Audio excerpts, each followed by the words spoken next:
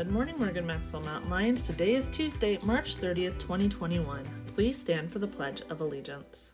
I pledge allegiance to the flag of the United States of America, to the republic for which it stands, one nation, under God, indivisible, with liberty and justice for all. Please remain standing for a moment of silence.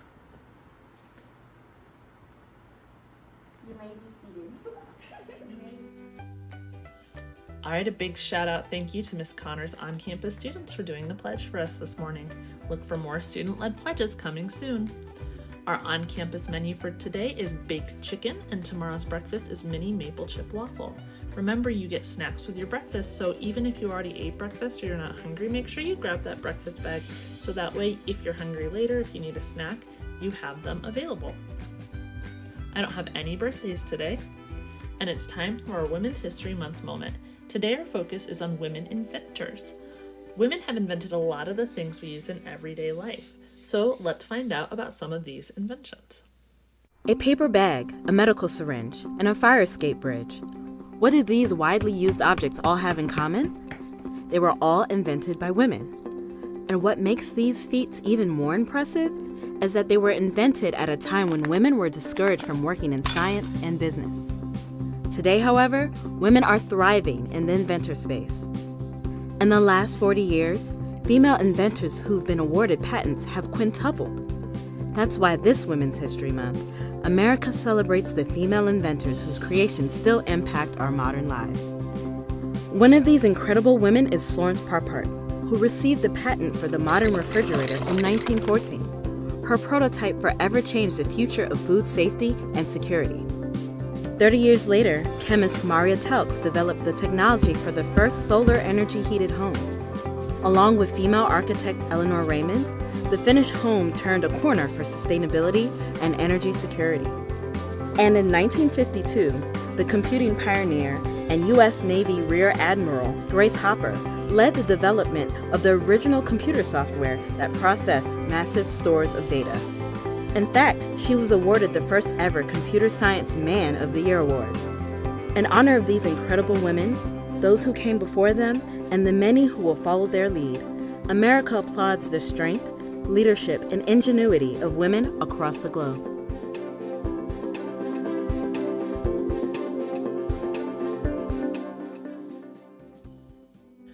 All right, a few announcements today. Just a reminder, there's no school Friday because of Good Friday, so make sure you do not get on Zoom, you do not come to school. Our AZ Merit update. Today we have 8th graders taking science. Good luck, 8th graders. Tomorrow our 5th graders take more science and our 8th graders take the second part on Thursday. Remember, when it's your test day, that you make sure you get lots of sleep and you eat breakfast before you come or when you get to school. That really helps your brain work harder.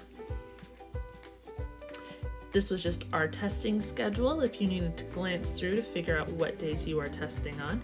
If you have any specific questions, you can ask your teachers. And just another reminder, our virtual book fair is going on, so make sure you get online, you go to the Scholastic website and you pick out some books. Okay, it's Test Tip Tuesday.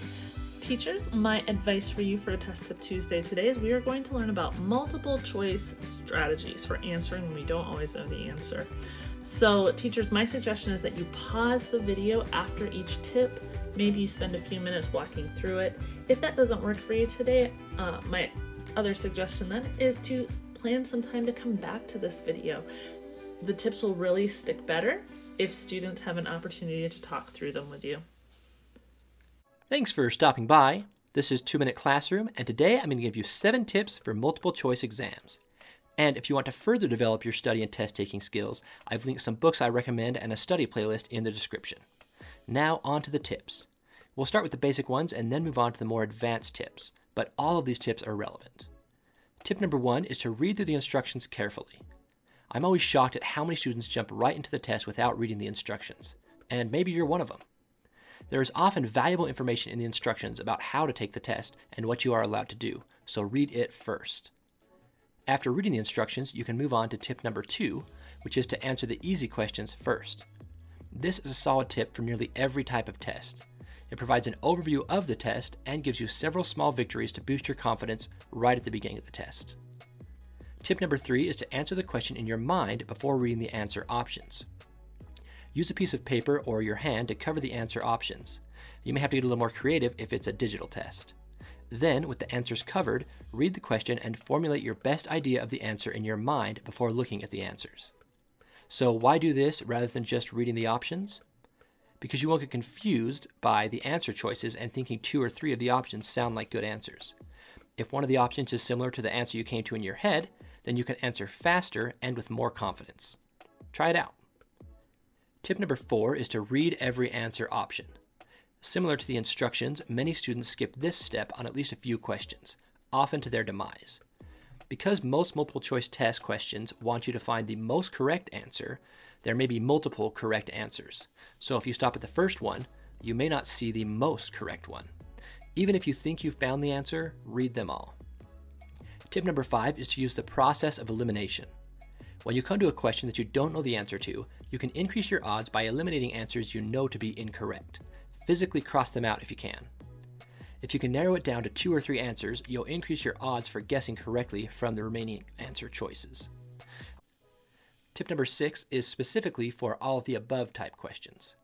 You don't actually have to know if all of the above answers are correct. You just need to know if more than one are correct.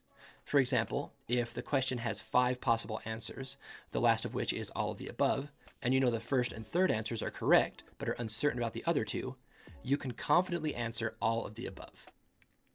Tip number 7 is to answer every question. I was amazed as a teacher to see students not answer multiple choice questions. I understand that you may not know the answer, but you can certainly write or circle a random answer. And there can also be a lot of strategy to guessing, which I'll make a separate video on. The only time you don't want to guess is when you lose points for wrong answers. In my experience, the vast majority of tests award you 0 points for a wrong answer. But on certain tests, you'll lose points for answering incorrectly, so make sure you know the test before you guess. Thanks for watching, and I'll catch you next time. Alright, that's all I have for today, so let's do some affirmations. This one, say it with me. Remember Morgan Maxwell Mountain Lion's practice being safe, being responsible, being respectful, and being kind.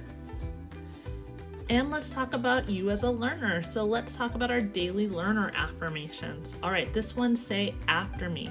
Say it in your brain or say it out loud, but really focus on your brain believing what you're saying, because that is going to help you be a better learner, accomplish your goals, and have higher self-esteem. All right, repeat after me. I am smart. I can achieve my goals.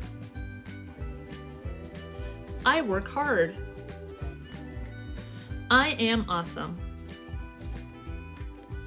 It is okay if I make mistakes.